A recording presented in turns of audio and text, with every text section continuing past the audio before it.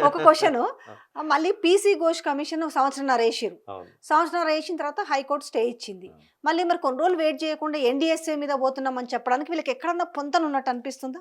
లేదమ్మా. వాస్తవంగా సీబీఐ ఆ విచారణ చేయకూడదు దాని మీద. ఎందుకంటే ఏది అక్కడ ఎన్‌డీఎస్ఏ రిపోర్ట్ మీదనా? ఎన్‌డీఎస్ఏ రిపోర్ట్ మీద గాని, పీసీ ఘోష్ రిపోర్ట్ మీద గాని. ఆ! ఇప్పుడు ఎందుకంటే టెక్నికల్ ఇష్యూస్ అవి. ఆడున్నది పోలీస్ ఆఫీసర్‌లు అవినీతి ఉంటే పట్టుకునేటోళ్ళు. అవినీతి ఉన్నదని ఎన్‌డీఎస్ఏ చెప్పలేదు. పీసీ ఘోష్ చెప్పలేదు. మీకోటి చెప్తానమ్మా. హ్మ్. 28 ప్యాకేజీలున్నాయి మొత్తం. హ్మ్. 28 ప్యాకేజీలు కాళేశ్వరంలో 7 విభాగాలు. 7 విభాగాలల్ల 28 ప్యాకేజీలల్ల కొన్ని వందల పనులున్నాయి. 15 రిజర్వాయర్సే ఉన్నాయి.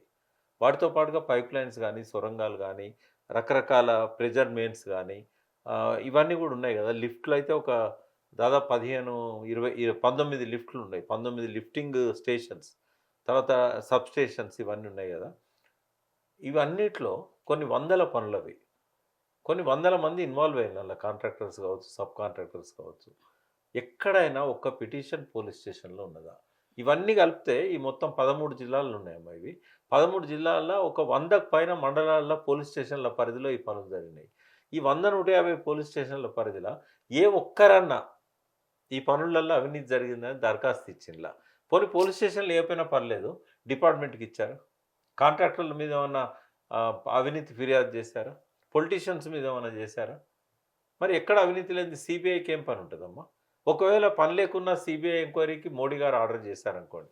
రేవంత్ రెడ్డి అడిగాడు కేంద్ర ప్రభుత్వాన్ని అనుమతి ఇమ్మని హ్మ్. సీబీఐ ఎంక్వైరీకి. హ్మ్. ఒకవేళ గనుక మోడీ ఇచ్చారనుకోండి, ఇప్పుడు పూర్తిగా నిర్ధారణ అయిపోతది బీజేపీ, కాంగ్రెస్ ఒకటి.